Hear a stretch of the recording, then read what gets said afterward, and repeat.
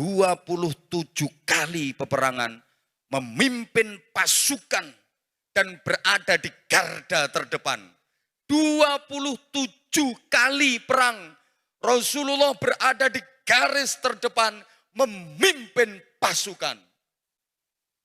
Iki moro-moro dadi brigjen nih tahu perang ping piro? Enake moro-moro dapat jabatan kasdam. Perang berapa kali coba? Moro-moro bintang nanggene. Gak tahu perang.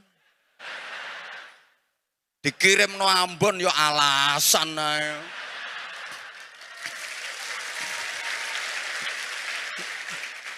Ayo coba. Loh Rasulullah itu maha jenderal.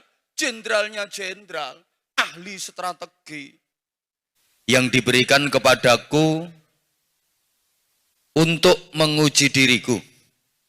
Sebab bisa jadi makin bertambah kenikmatannya, namanya barokah, bisa jadi berubah menjadi sengsara dan derita, namanya musibah. Tergantung bagaimana cara kita menyikapinya. Disyukuri apa dikufuri. Mohon maaf, saya ajukan pertanyaan, tolong dijawab dengan jujur. Kira-kira sampai hari ini, sejauh ini, hidup kita lebih banyak syukur apa lebih banyak kufur? Lebih banyak nerimo apa lebih banyak ngersulo? Lebih sering syukur nikmat apa lebih sering sambat?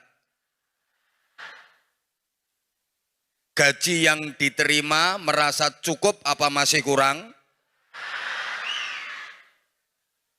Mau dipotong apa minta ditambah? Minta ke siapa? Indonesia, negeri yang sangat indah yang kita cintai bersama, itu juga merupakan nikmat dan karunia dari Allah Subhanahu wa Ta'ala. Diberi kemerdekaan itu atas berkat rahmat Allah yang maha kuasa. Nah, selama ini masyarakat Indonesia itu pada umumnya lebih banyak yang syukur apa lebih banyak yang kufur?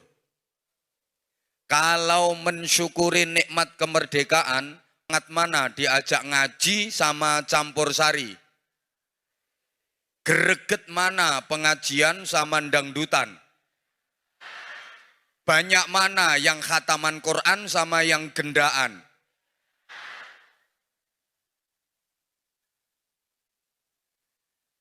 Jangan salahkan siapa-siapa kalau barokah dicabut.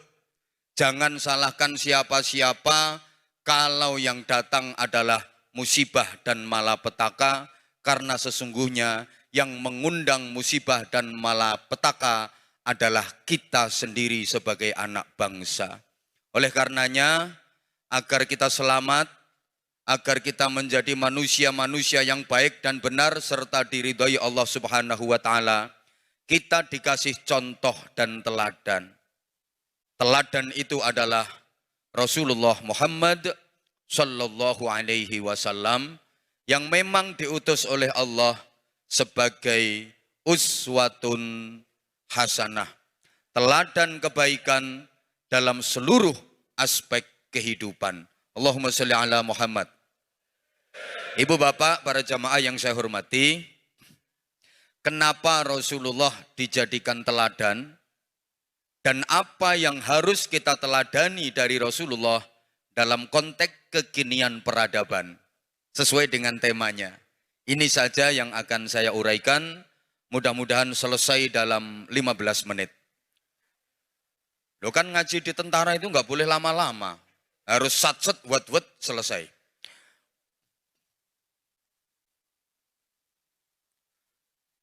Sopo ngomong bayar larang-larang?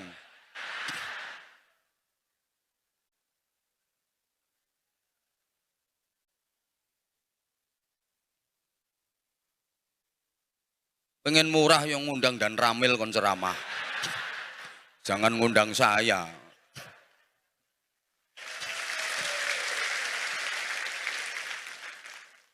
Murah mahal itu tergantung kualitas. Apa yang harus kita teladani dari Rasulullah? Dan kenapa Rasulullah dijadikan teladan? Oke, kenapa Rasulullah dijadikan teladan?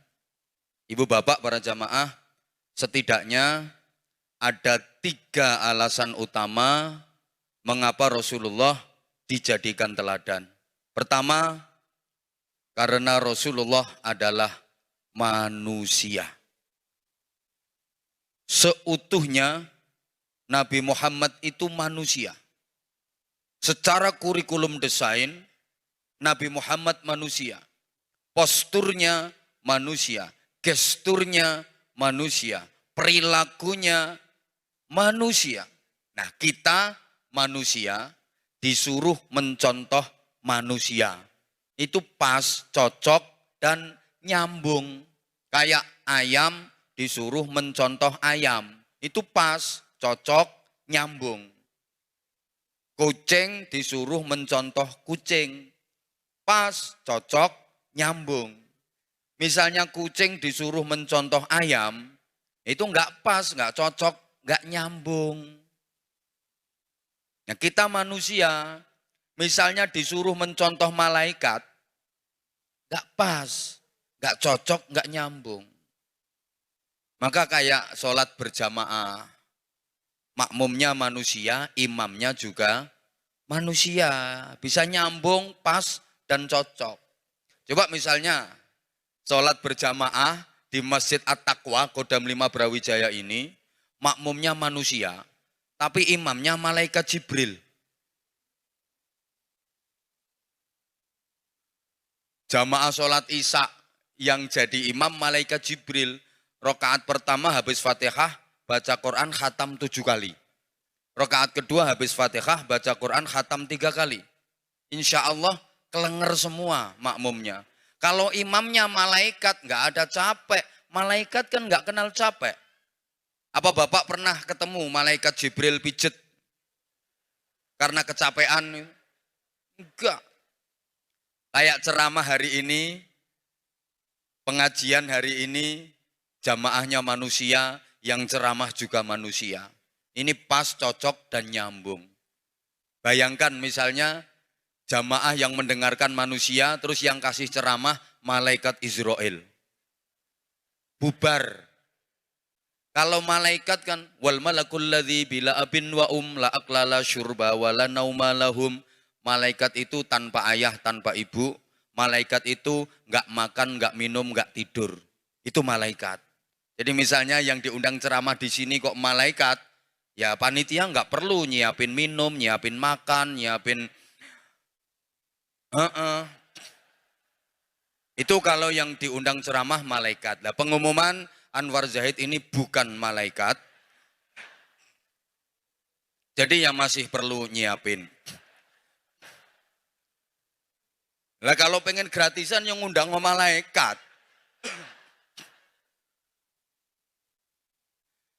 Rasulullah itu manusia. 100% Rasulullah manusia. Sebagai manusia, Rasulullah ya makan, ya minum, ya lapar. Kayak kita. Rasulullah ya sehat, ya pernah sakit. Rasulullah juga nikah. Manusia. Rasulullah ya kerja. Dikira kalau udah jadi nabi nggak usah kerja. Pengen apa-apa tinggal minta ke Tuhan. Pengen duit ya Allahumma duit, kerotok-kerotok, enggak. Pengen sate ya Allahumma sate, gelodak, enggak. Kerja Rasulullah. Rasulullah juga pernah enggak punya duit. Rasulullah kalau enggak punya duit, utang. Makanya yang utangnya banyak, jangan khawatir enggak diakui jadi umat Rasulullah. Tetap diakui. Rasulullah kalau enggak punya duit, utang. Makanya umat Rasulullah yang baik, kalau enggak punya duit, utang. Jangan nyolong, jangan korupsi. Kalau udah punya duit, bayar utang. Kalau duitnya berlebih, ngutangi, ngasih. Rasulullah tuh pernah ditagih hutang. Padahal waktu itu belum jatuh tempo, masih kurang 2 hari. Pulang dari sholat jamaah, didampingi Sayyidina Utsman bin Affan. Di tengah jalan itu dihadang sama orang, ditagih hutang. Muhammad, bayar hutangmu. Kata Nabi, lo kan jatuh temponya masih kurang 2 hari. Gak peduli, pokoknya sekarang aku butuh duit, bayar. Sayyidina Utsman tersinggung. Ini orang gak punya adab, nagih hutang di tengah jalan. Lagian jatuh temponya masih kurang 2 hari. Yang ditagih Rasulullah pula. Langsung Sayyidina Utsman berkata, berapa hutang Rasulullah? Ngomong kamu, tak bayar sekarang. Cash dibayar Sayyidina Utsman. Gitu. Maka kasdam yang baik adalah kasdam yang mau bayar hutangnya kiai. Itu. Jadi habis ini langsung ke saya, hutangnya berapa Pak Kiai? Cek langsung. Insya Allah nggak lama bintang 2. Nah, itu. Insya Allah itu nggak lama. Kalau nggak mau kayak gitu, turun dari serda. Ya pernah sakit. Gitu loh. Cuma nggak seperti umumnya manusia. Maka mungkin Bapak dan Ibu sering mendengar Muhammadun basyarun la kal basyar bal huwa kal yaqut bainal hajar. Nabi Muhammad adalah manusia namun tidak seperti umumnya manusia. Nabi Muhammad laksana berlian yang terletak di antara bebatuan. Nabi Muhammad berliannya, seluruh manusia pada umumnya bebatuannya. Nabi Muhammad itu manusia. Manusia yang merasa sebagai manusia. Manusia yang mengerti tentang manusia. Manusia yang memanusiakan manusia. Karena sekarang banyak manusia yang nggak merasa sebagai manusia. Banyak manusia yang tidak mengerti tentang manusia. Dan banyak manusia yang tidak memanusiakan manusia. Yang demikian itu berarti sesungguhnya dia bukan. Ya kalau manusia yang mau memanusiakan manusia. Oke, 2 hal. 1, Nabi Muhammad sebagai manusia. 2, tidak seperti umumnya manusia. Sebagai manusia, Nabi Muhammad ya makan. Kita manusia, kita juga makan. Tapi beda. Nabi Muhammad kalau benar-benar enggak lapar, enggak makan. Kalau belum benar-benar lapar, maksud saya tahu ulang, Nabi Muhammad itu kalau belum benar-benar lapar, enggak makan. Kalau kita meskipun tidak lapar, makan. Nabi Muhammad kalau makan, sebelum kenyang, sudah berhenti. Kalau kita kadung makan, meskipun sudah kenyang, enggak berhenti-berhenti. Nabi Muhammad itu kalau makan sedikit dan sedikit-sedikit. Kalau kita kan makannya banyak dan banyak-banyak. Nabi Muhammad itu makannya sedikit dan sedikit-sedikit. Sehingga beliau kalau makan pakai tangan kanan dengan 3 jari. Ibu jari, telunjuk, dan jari tengah. Ini menggambarkan betapa beliau kalau makan sedikit dan cara makannya sedikit-sedikit. Yang harus kita contoh itu sedikitnya dan sedikit-sedikitnya. Bukan pakai 3 jarinya. Kalau Nabi pakai 3 jari, iya yang dimakan roti kurma, enak ngambilnya. Lah sampean makan soto, pakai 3 jari, semangkok bisa 3 bulan. Sedikit dan sedikit-sedikitnya. Gitu loh. Jadi kita mencontoh Rasulullah itu juga ada yang situasional, gak harus plek. Contoh, Rasulullah dalam berpakaian pakai jubah, pakai surban. Kita gak harus pakai jubah, gak harus pakai surban. Ingat, yang pakai jubah dan surban bukan cuma Nabi Muhammad. Abu Jahal, Abu Lahab juga pakai jubah, juga pakai sorban. Gitu loh. Maka standar berpakaian dalam Islam itu satu, nutup aurat. Dua, suci. Tiga, sopan. Masalah model, terserah. Yang penting nutup aurat, suci, dan sopan. Jadi nggak harus plek. Nabi Muhammad itu pakai jubah. Kita juga harus pakai jubah. Wah, akhirnya tentara jubahan kabeh. Menek kelopo jubahan. Gak sida oleh kelopo, malah kelopone dhewe sing loro iku meletus. Rasulullah kalau korban nyembelih onta, karena di Arab binatang yang gede, dagingnya banyak, halal itu onta. Nah kalau di Surabaya, ya sapi. Di sini binatang yang gede, dagingnya banyak, halal itu sapi. Jangan maksa. Oh, Nabi Muhammad korban onta, kita harus korban onta, kita harus korban onta. Akhirnya ada yang korban onta, malah ditangkap polisi. Dari mana dapat onta kalau nggak nyuri dari kebun binatang? Itu loh.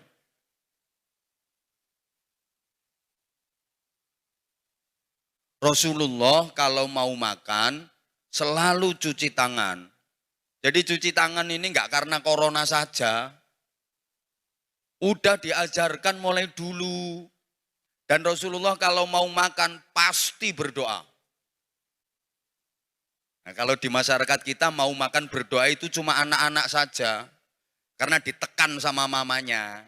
Mamanya nekan begitu anak mau makan, ayo mau makan doa dulu. Gimana doa mau makan, ayo. Gimana doa mau makan. Anaknya doa, Bismillahirrahmanirrahim. Allahumma baik ya nafi maujakna kita amin. Mamanya, yuk gimana tok wong nggak apal. Sebagai manusia, Rasulullah tidur. Kita manusia, kita juga tidur. Tapi beda. Rasulullah itu kalau tidur, hanya kedua mata beliau yang terpejam. Tapi hati tetap terjaga.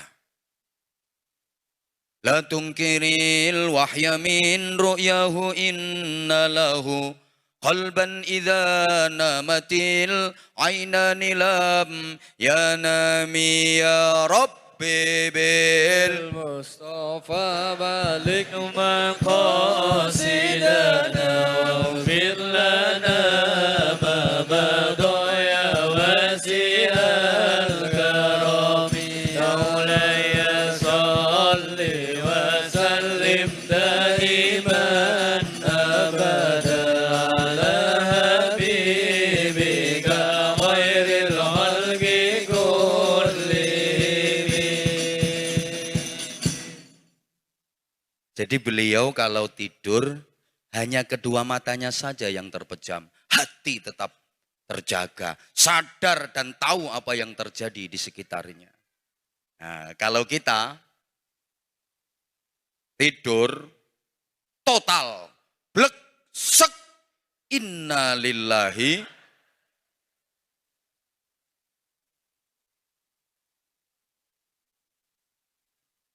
Dikrikiti tikus lu gak kroso.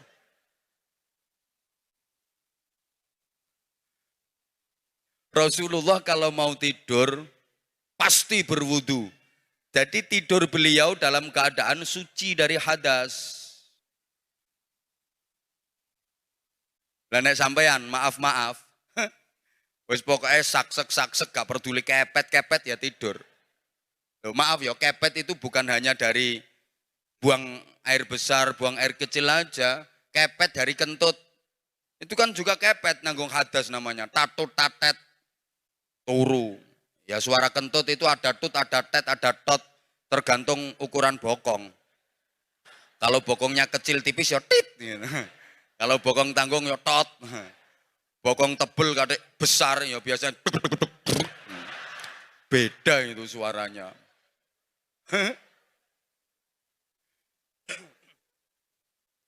Maka kita kalau mencontoh Nabi, mau tidur wudhu dulu yang beragama Islam. Nah nanti di tengah-tengah tidur tatut tatet nggak masalah, kan udah di luar kesadaran kita. Rasulullah kalau mau tidur selalu berzikir, berdoa, berzikir, berdoa, berzikir, berdoa terus sampai tidur. Zikir, doa, baca zikir, baca doa, baca zikir, baca doa sampai tidur. Kalau anggota Makodam 5 Brawijaya plus persitnya ini udah agamis betul. Saya yakin kalau mau tidur semuanya pada baca kitab. Kitabnya Fathul WhatsApp, Raudatul Facebook, Kifayatul Instagram, Hidayatul Twitter, dan Nihayatul TikTok. Tidurnya itu ngeloni HP. Betul? Ya Allah. Padahal dianjurkan baca Quran sebelum tidur agar kelak di akhirat dapat syafaatnya Al-Quran. Dapat pembelaan dan pertolongannya Al-Quran. Iqra'ul Quran fa innahu ya'ti yaumal qiyamati syafi'an li ashabih. Baca Al-Quran, nanti kelak di hari kiamat Quran akan datang memberikan syafaat dan pembelaannya kepadamu. Ibu, maaf, mata ibu kalau tiap hari lebih sering mana dipakai baca Quran sama baca HP? Oke, besok di akhirat minta syafaatnya Samsung ya.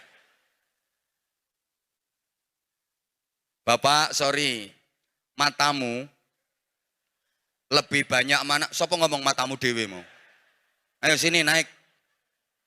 Dikira kalau udah pakaian seragam sini takut apa? Diajak ngaji malah matamu. Matamu, yang belakang maksudnya, kalau yang depan saya nggak berani.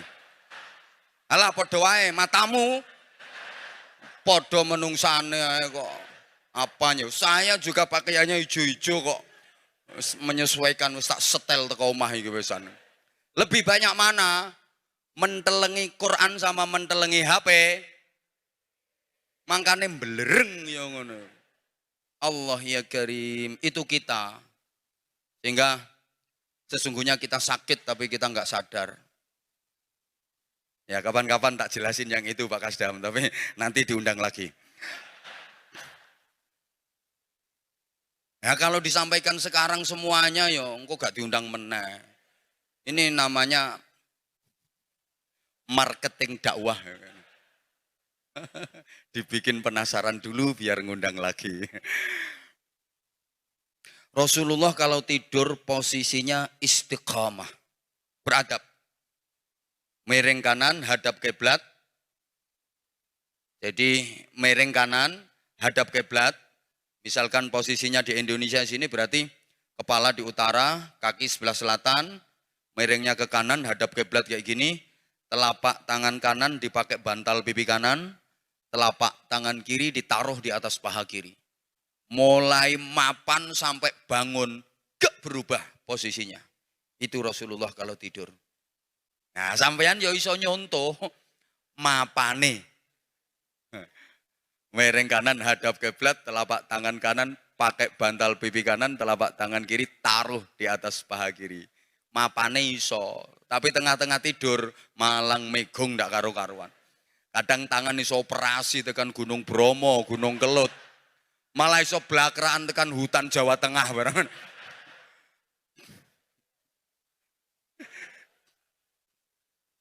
Ambek kukur-kukur kerok, keruwak ngono wis mbuh ndak karo-karuan itu.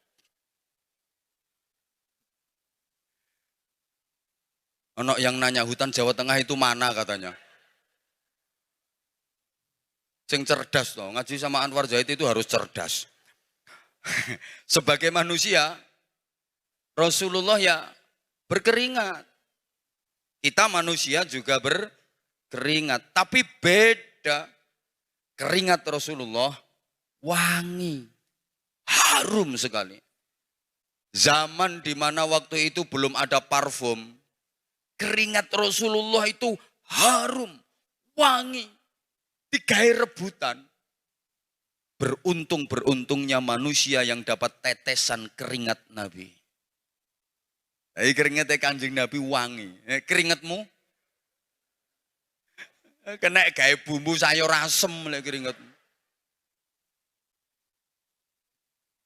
Sebagai manusia, Rasulullah juga kencing. Kita manusia juga kencing. Tapi beda.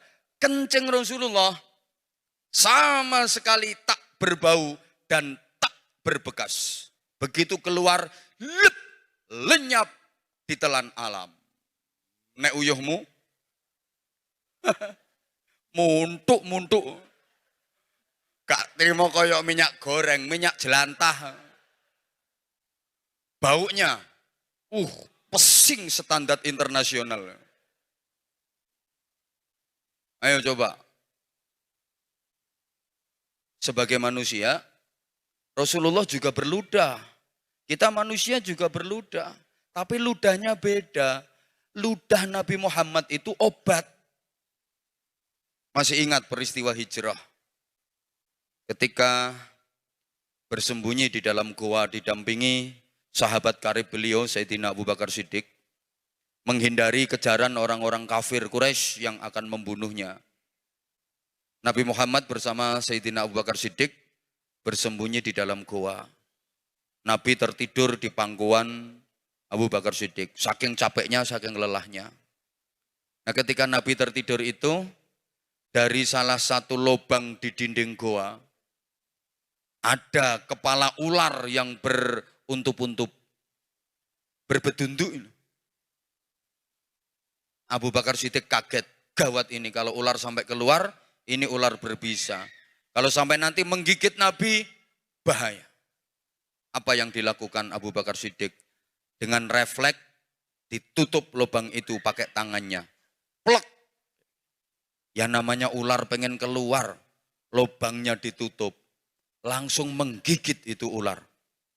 Tangan Abu Bakar Siddiq digigit, cetet. Bengkak, membiru, dan racun menjalar.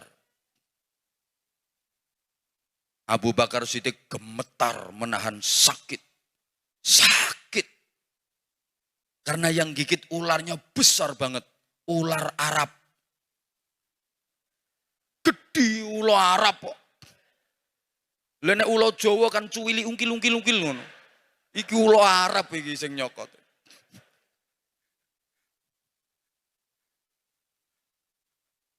Ula. Iki Abu Bakar Siddiq gemeter. Keringet dirodosan. Nah keringat Abu Bakar Siddiq ada yang netes ke wajah Rasulullah. Terbangunlah Rasulullah. Dipandang wajah sahabatnya yang pucat pasi. Dengan tubuh gemetar dan keringat bercucuran. Ditanya, kamu kenapa?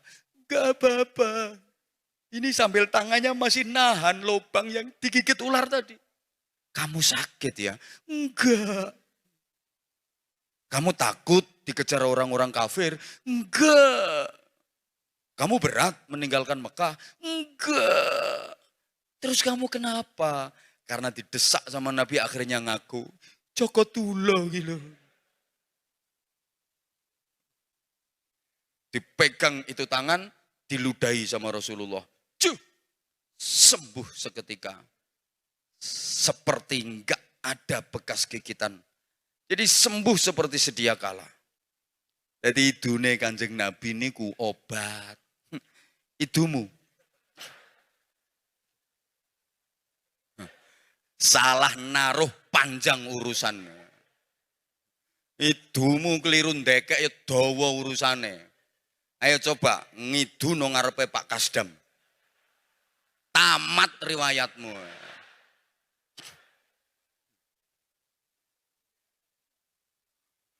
Lah dirimu lagi seret-seret kok. Abang pisan.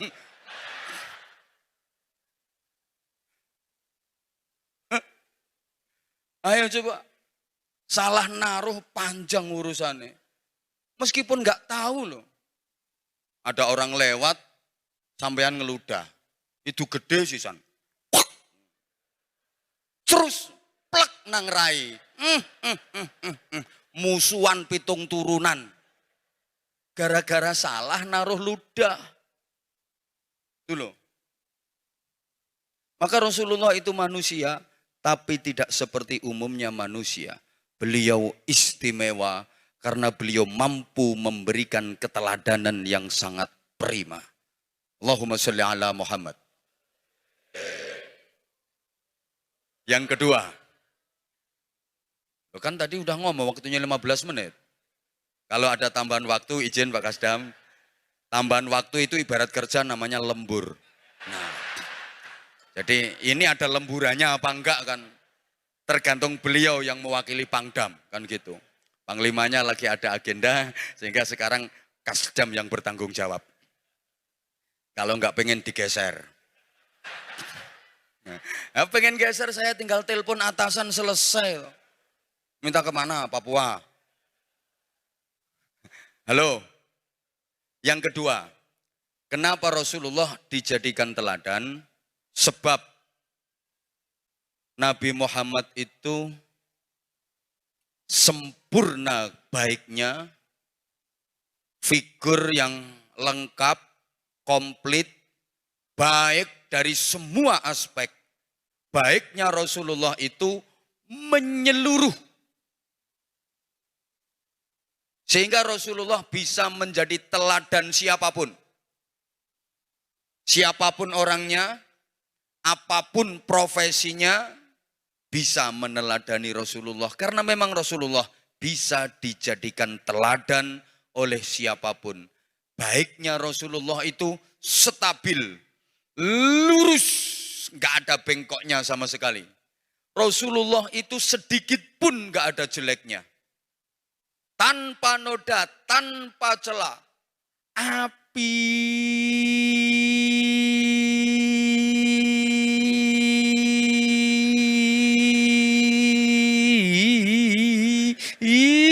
tok.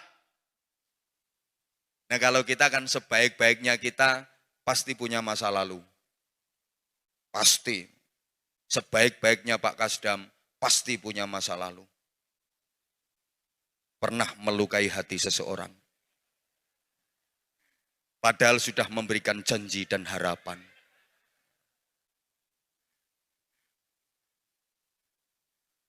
Sebaik-baiknya kita pasti punya masa lalu yang ada buruknya. Jadi kata kuncinya gini ya.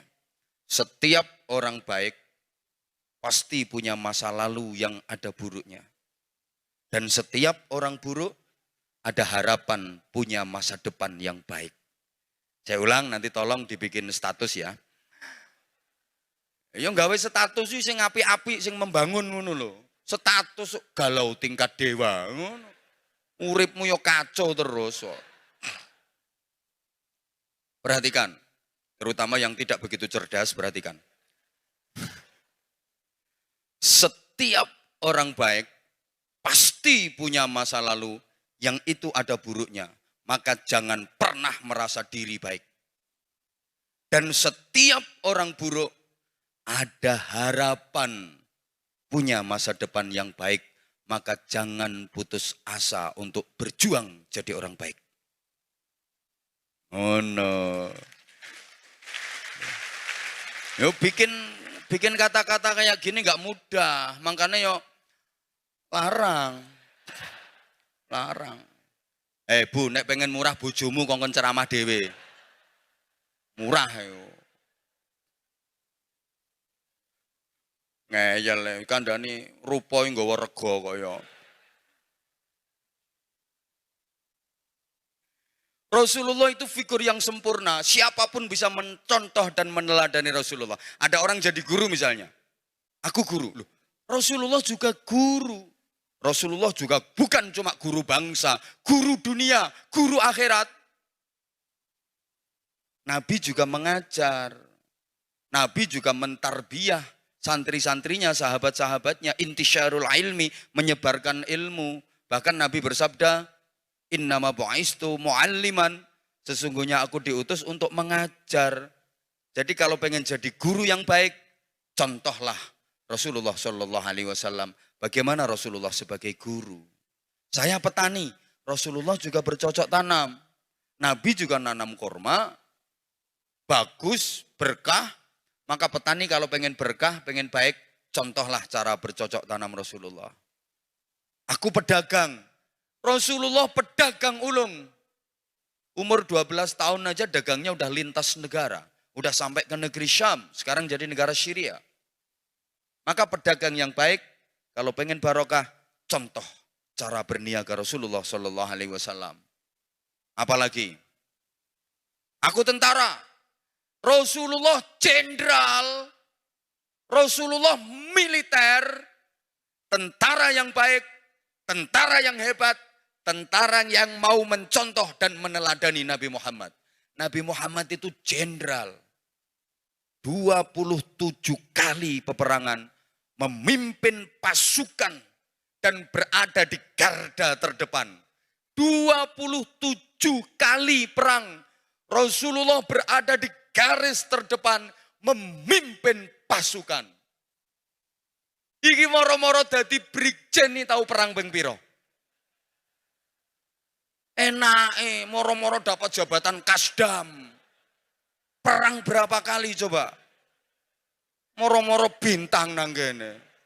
Gak tahu perang. Dikirim no Ambon yo alasan ae.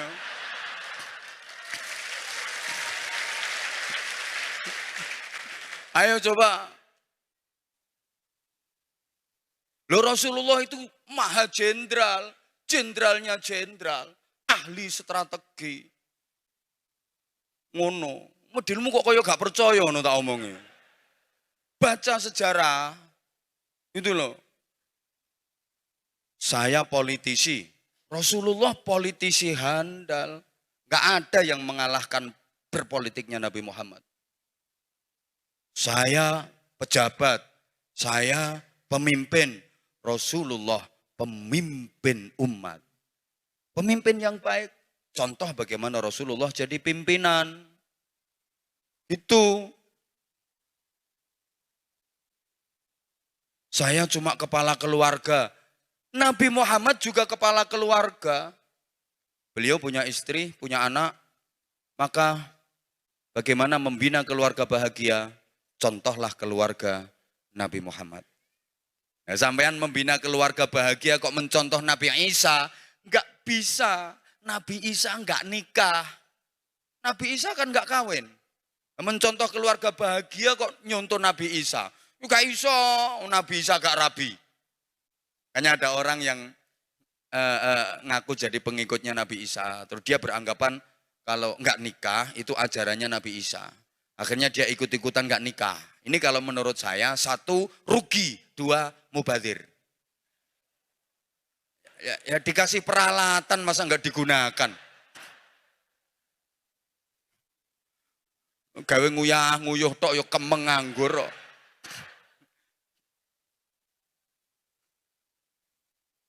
Ya Allah ya Karim. Itu loh.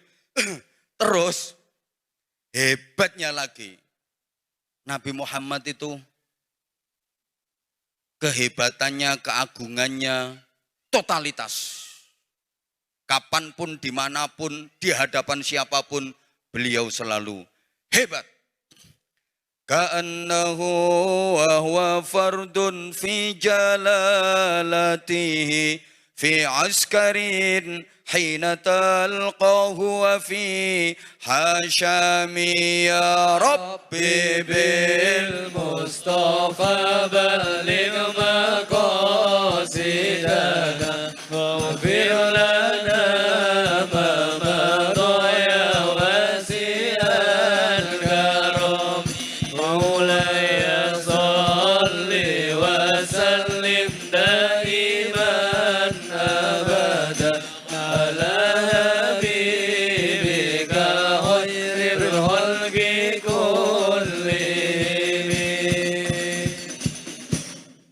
Jadi Nabi Muhammad itu dalam keadaan fardun sendirian, itu hebatnya kayak berada fi askarin, berada di tengah-tengah pasukan perang.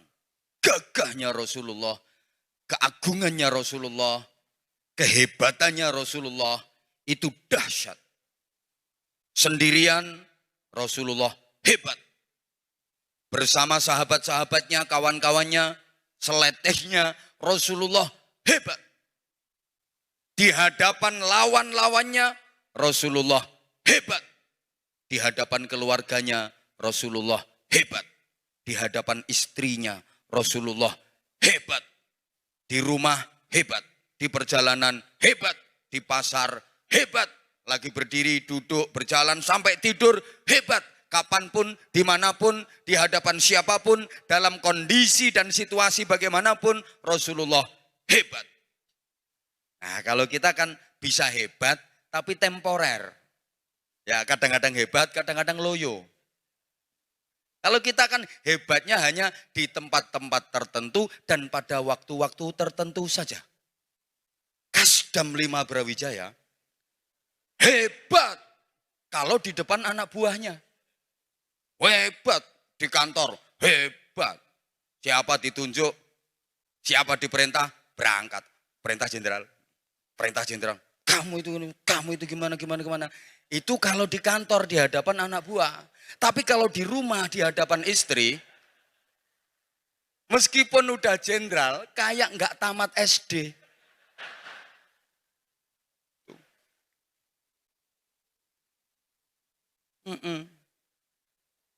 Itu juga berlaku untuk kiai. Wah, kiai itu kalau di depan jamaah ceramahnya hebat. Mampu menghipnotis ribuan jamaah. Cetar membahana, menggelegar. Dalilnya ya runtut, jebret. Di hadapan jamaah. Saya biasa ngadepi puluhan ribu jamaah. Tapi jujur, saya disuruh ceramah di hadapan istri saya seorang diri. Saya nggak berani. Nggak berani.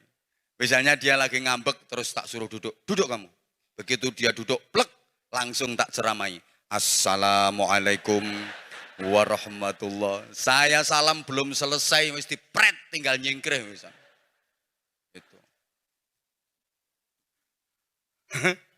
Jadi kalau kita hebatnya itu kan hanya pada waktu-waktu tertentu dan di tempat-tempat tertentu saja. Di tempat yang lain, di waktu yang lain, hilang hebatnya kita. Itu loh. Maka jangan pernah merasa diri hebat. Ingat, semuanya hanya amanah Allah. Semuanya hanya titipan Allah. Hakikatnya kita nggak punya apa-apa. Betul? Betul? Harta kekayaan berapapun, itu hakikatnya hanya milik Allah. Orang yang paling tenang dan tentram hidupnya serta bahagia adalah orang yang beriman. Orang yang beriman itu orang yang menyadari bahwa tidak ada ketergantungan kecuali hanya kepada Allah. Tidak berharap kecuali hanya kepada Allah. Sadar bahwa tidak memiliki apa-apa, semuanya milik Allah. Sehingga hatinya tenang dan bahagia. Karena dia hanya memiliki Allah. Dan dia nggak pernah merasa memiliki apapun.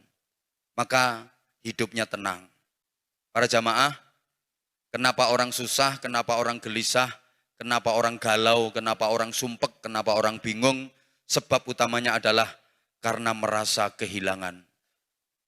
Orang susah, orang gelisah, orang galau, sumpek, itu sebab utamanya karena merasa kehilangan. Entah kehilangan harta, kehilangan duit, kehilangan kekuasaan, kehilangan keluarga, kehilangan jabatan, kehilangan kesempatan. Kenapa merasa kehilangan? Karena merasa punya, merasa memiliki. Orang beriman, dia nggak pernah ngerasa punya apa-apa. Dia nggak pernah ngerasa memiliki apa-apa.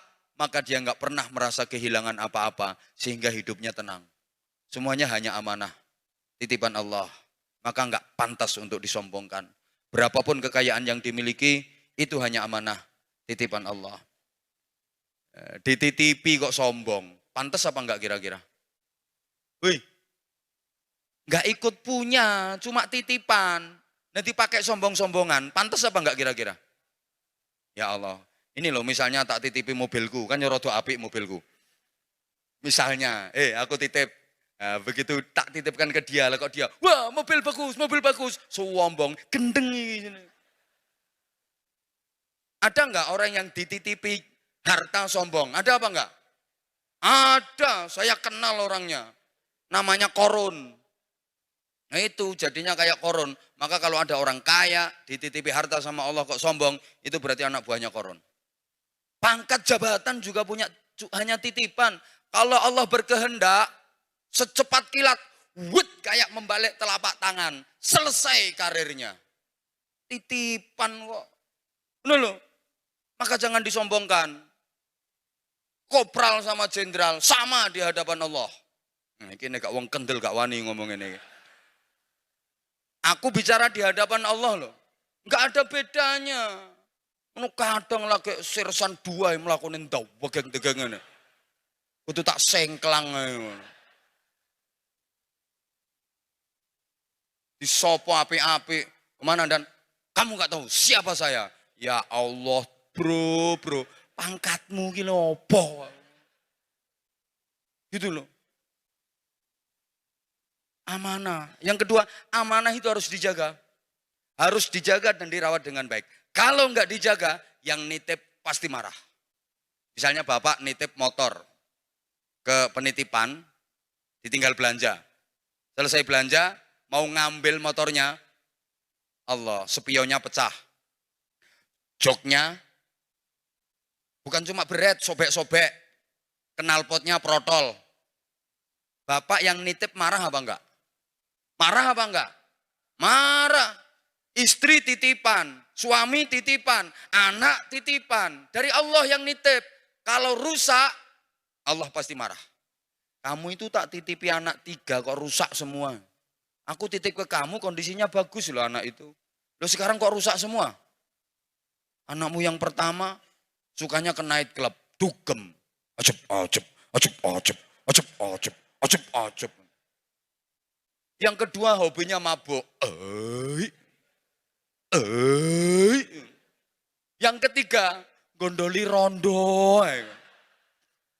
Allah yang nitip marah. Kamu itu tak titipi anak 3 kok rusak semua. Paham? Halo? Ini didengerin apa enggak? Maaf. Jabatanmu juga titipan. Dirawat yang baik. Artinya merawat jabatan itu apa? Menggunakan sesuai dengan fungsi semestinya. Diberi jabatan lebih dekat kepada Allah. Lebih banyak mengabdi untuk negeri dan bermanfaat untuk masyarakat. Itu baru keren. Oh, no. Meskipun jabatannya rendah. Sorry. Kopda, Kopral 2. Menengah. Tapi dia dekat sama Allah. Dia penuh pengabdian untuk negeri. Dan dia bermanfaat untuk masyarakat. Jauh lebih mulia. Jauh lebih baik. Daripada jenderal. Tapi jauh dari Allah. Gak ada dekatnya sama Allah. Gak ada pengabdian untuk negeri. Malah merongrong dan menghancurkan martabat bangsa. Apalagi sama sekali gak ada manfaatnya untuk masyarakat. Gak wani keplok ya, wedi karo jenderal ya. Halo? Iya emang gitu kok. Izin jenderal. Nah, kalau nggak terima ya silahkan naik ke panggung nggak apa-apa. Maksudnya tak ajak duet ceramah ngono. Gitu loh. Ini saya berbicara dalam konteks agama. Mohon maaf. Allahumma sholli ala Muhammad. Ini kena gak kiai kendel gak kira wani ngene. Dah. Nah, kenapa harus takut yang disampaikan kebenaran kok? Nah, ini jadwal di sini itu jadwal nyulik, tahu? Saya sebenarnya hari ini agendanya udah 3. Semalam saya dari Demak, terus Kudus 2 tempat. Jadi udah 3 tempat sampai rumah itu subuh. Pas subuh baru nyampe rumah. Habis subuh bayar dulu. Udah dijemput. Harus meluncur ke sini. Habis ini nanti zuhur saya harus di Tuban. Ada 3 tempat juga. Makanya sebenarnya di sini itu jadwalnya nggak masuk agenda. Bener itu nggak masuk agenda. Rata-rata yang minta jadwal ke saya itu 2 tahun. Ya kalau nggak percaya boleh dicek ke asisten saya. Tapi karena katanya diminta sama Pak Pangdam, akhirnya ya bismillah, ini acaranya di Kodam. Bismillah, sepayah apapun saya sempatkan untuk datang. Dan alhamdulillah hari ini saya juga senang karena saya nanti dapat amplop tak antemnya. Dapat barokah, dapat pahala, dapat berkenalan dengan Pak Kasdam, dapat saudara sekian banyaknya, subhanallah. Karena antara ulama dengan TNI Polri harus sinergi terus untuk menjaga kondusivitas bangsa ini. Harus tetap sinergi. Dan saya berpesan, sejauh ini kepercayaan masyarakat paling tinggi itu kepada TNI. Jaga itu, pertahankan itu. Di antara seluruh institusi yang ada di negeri ini, di antara seluruh lembaga yang ada di negeri ini, TNI mendapatkan kepercayaan tertinggi dari masyarakat. Karena di setiap ada musibah, TNI selalu berada di garis terdepan. Setiap ada kejadian, ada bencana, TNI selalu terdepan. TNI selalu bersama rakyat, karena TNI adalah kita. Loh, ngono. Tambahi.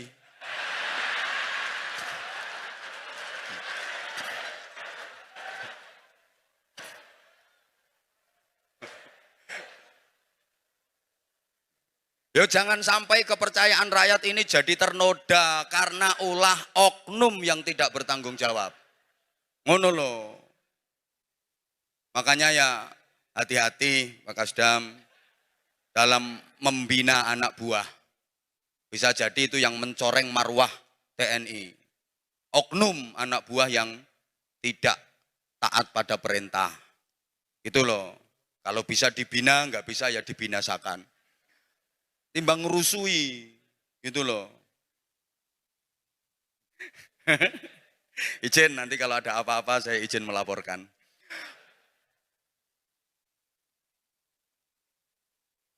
Modelmu kok kaya kaget ngono. Sampeyan pikir aku gak kenal karo jenderal-jenderal TNI ngono apa piye? Sampeyan njaluk dipreteli jabatanmu apa? Macem-macem ae. Wis meneng. Ya Allah ya Karim. Yang ketiga sekarang. Loh enggak. Pokoknya saya hanya mengingatkan jangan lupa dengan tugas pokok. Ya, jangan lupa dengan tugas pokok. Artinya jangan terpengaruh dengan hiruk pikuk perpolitikan yang lagi memanas. Sampai melupakan tugas pokoknya. Apa tugas pokok TNI? Kadang-kadang ini gak apal ini. Keterima gak apal.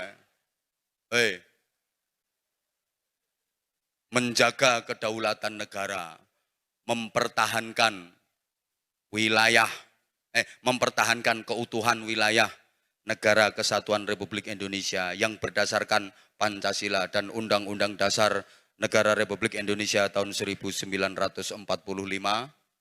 Terus serta melindungi segenap bangsa dan seluruh tumpah darah.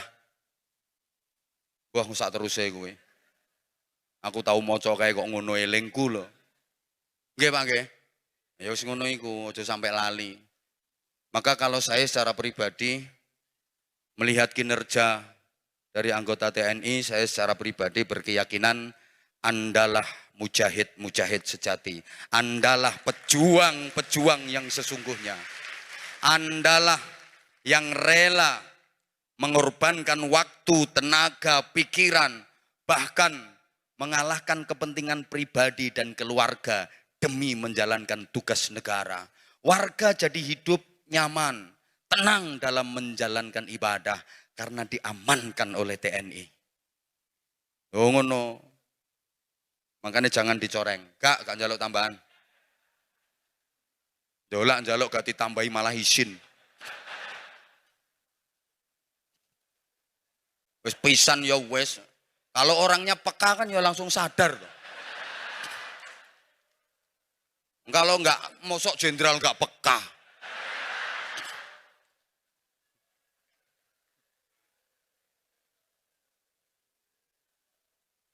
Nah, kalau masih kolonel nggak begitu peka nggak masalah. Jenderal lo nggak peka.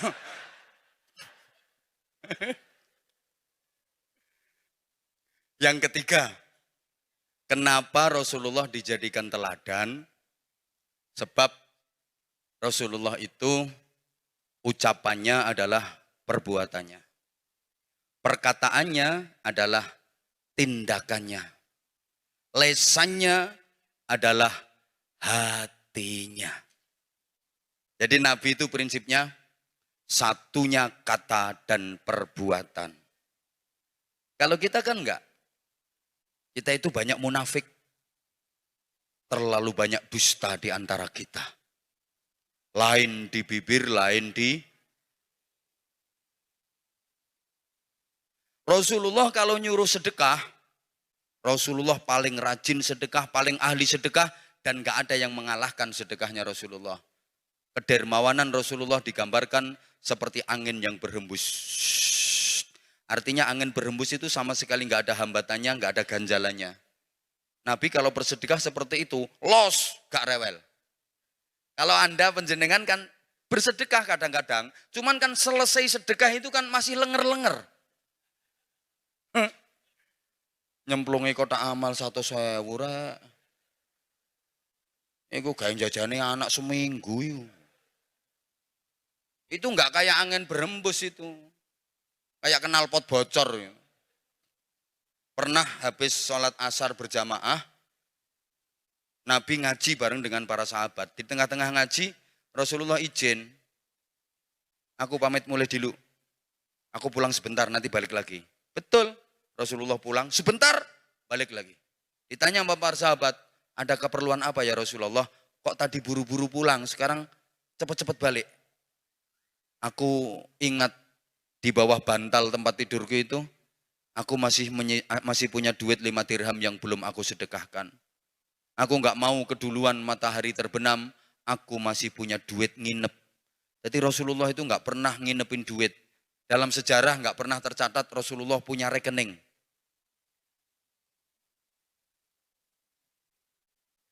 Lah nek wong saiki lak gendut-gendutan rekening. Itu tapi kadang-kadang nggak sesuai dengan yang dilaporkan. Harta kekayaan yang dilaporkan nggak sesuai dengan yang ada di rekening. Karena apa? Di atas namakan orang lain. Lah nek sing mburi-mburi ora cetha bayaranmu piro.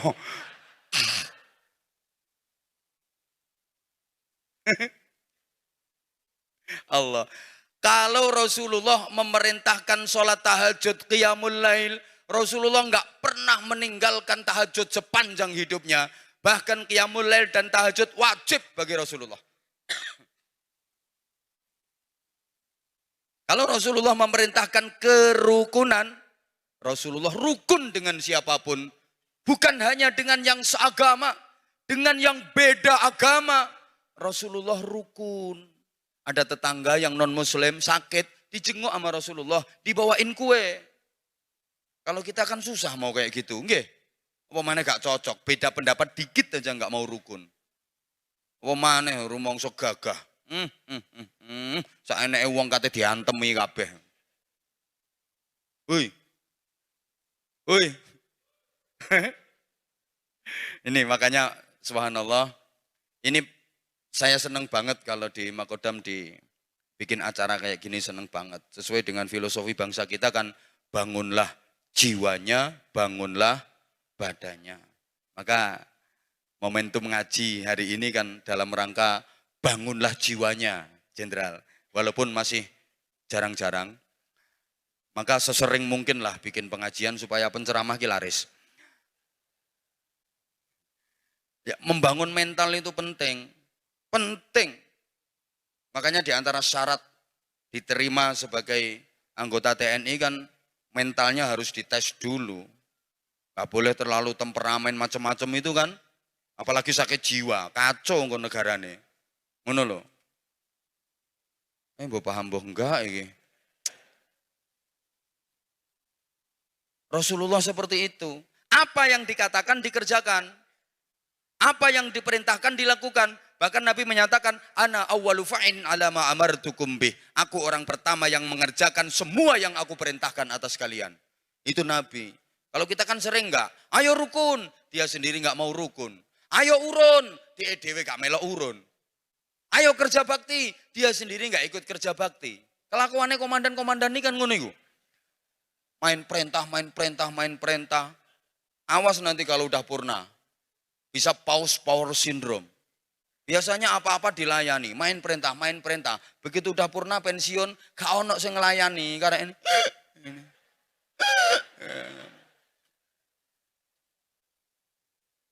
Saya perhatikan kayak gitu.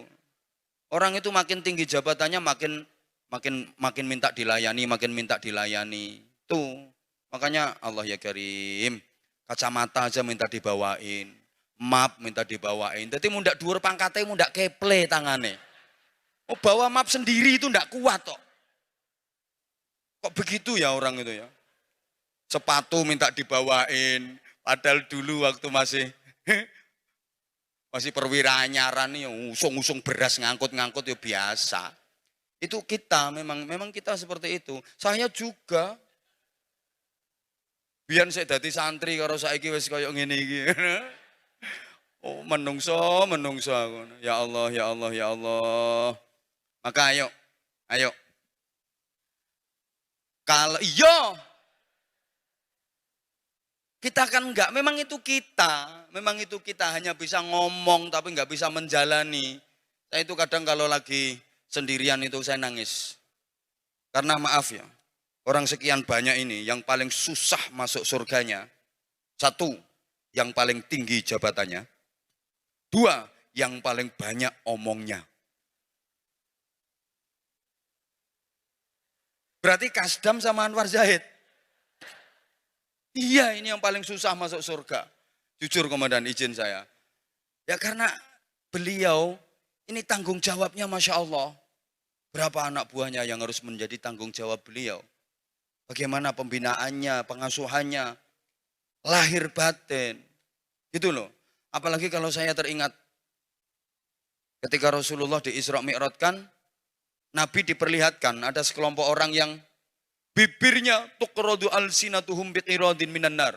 Bibirnya diguntingi sendiri pakai gunting dari api neraka sampai habis berdarah-darah, tumbuh lagi bibir itu. Digunting lagi sendiri sampai habis berdarah-darah, tumbuh lagi bibir itu. Digunting lagi sampai habis berdarah-darah, tumbuh lagi bibir dan lidah itu. Digunting bibirnya, digunting lidahnya sampai habis berdarah-darah, tumbuh lagi, digunting lagi, begitu seterusnya, terus menerus.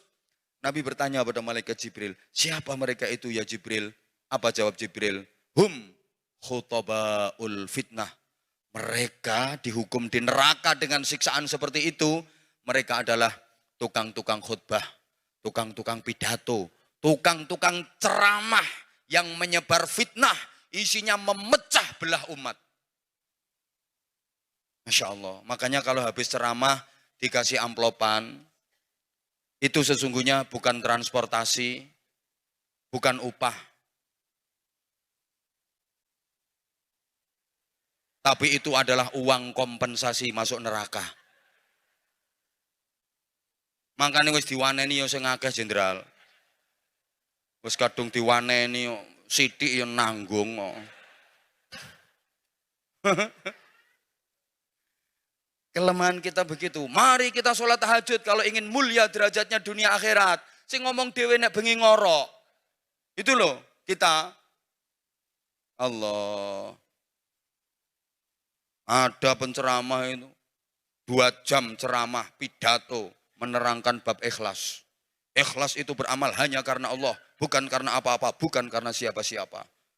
Barang siapa yang beramal karena Allah, bukan manusia yang membalasnya, tapi Allah sendiri yang akan membalasnya. Dan balasan Allah jauh lebih berharga, lebih mulia, lebih banyak daripada balasan manusia. 2 jam pidato tentang ikhlas, pulang gak disangoni, gremeng. Makanya ya anggota Makodam sini ya, tolonglah kesadarannya gimana supaya saya nanti tidak gremeng. Ya.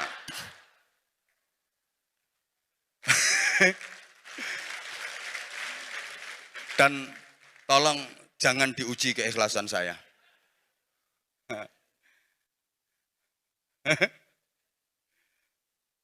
Apa yang harus kita teladani dari Rasulullah? Tentu akhlaknya. Wa innaka la'ala khuluqin azim. Ini mencakup ibadahnya, mencakup juga akidahnya. Bagaimana ibadahnya Rasulullah? Bapak Ibu para jamaah, kalau panjenengan pengen tahu siapa manusia yang paling tinggi derajatnya, jawabnya Nabi Muhammad. Siapa manusia yang paling mulia akhlaknya, jawabnya Nabi Muhammad. Siapa manusia yang sama sekali nggak punya salah, nggak punya dosa, jawabnya Nabi Muhammad.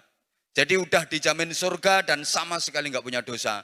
Tapi bagaimana ibadahnya Nabi Muhammad? Masya Allah, beliau kalau sholat malam, lama berdirinya, lama rukuknya, lama sujudnya, sampai kedua kaki beliau bengkak-bengkak. Itu sering terjadi di setiap malam, kedua kaki beliau bengkak-bengkak, hampir tiap malam. Saking lamanya sholat. Nah, jenengan ya iya kalau malam kakinya bengkak karena asam urat kambuh.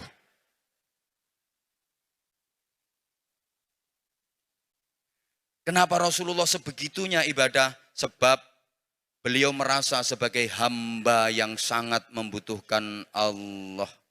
Merasa sebagai hamba yang gak punya apa-apa, gak berdaya apa-apa, gak bisa apa-apa tanpa pertolongan Allah. Sehingga perkuat akidah, perkuat iman. Dan tentara wajib kuat imannya. Dengan semangat iman itu pula, dulu para pejuang, para sesepuh berjuang merebut dan mempertahankan kemerdekaan negara kesatuan Republik Indonesia yang kita cintai bersama. Dengan semangat apa? Iman ditanamkan kepada beliau-beliau itu. Hubbul waton minal iman. Cinta tanah air adalah bagian dari iman. Perlu diingat, tanah air kita bukan India. Tanah air kita bukan Syria. Tanah air kita bukan Afghanistan. Tanah air kita bukan Ukraina. Tapi ngono. Rasulullah ini yang dicontoh. Uhibbul arabiyyata li'anni wulidtu fil Arab, kata Nabi. Aku cinta Arab karena aku dilahirkan di Arab. Maka sebagai bangsa Indonesia, kita juga harus punya prinsip seperti itu. Uhibbul indonesiata li'anni wulidtu fil Indonesia. Aku cinta Indonesia karena aku lahir di Indonesia. Aku dibesarkan di Indonesia. Yang aku injak bumi Indonesia. Yang aku hirup udara Indonesia. Yang aku minum air Indonesia. Maka siapapun yang akan memecah belah kesatuan Indonesia, lawan saya. Ngono bro. Halo. Nah, panjenengan semua sebagai kekuatan utama dan benteng utama pertahanan dari negara kesatuan Republik Indonesia adalah andalan kami, sehingga kami rakyat, saya kan rakyat, selalu mendoakan, selalu mendukung, selalu mensupport. Ya mudah-mudahan TNI makin kuat, TNI makin jaya, TNI makin profesional, dan selalu diberikan keselamatan, kekuatan oleh Allah Subhanahu wa Ta'ala dalam menjaga kedaulatan negara serta mempertahankan keutuhan wilayah negara kesatuan Republik Indonesia yang kita cintai bersama.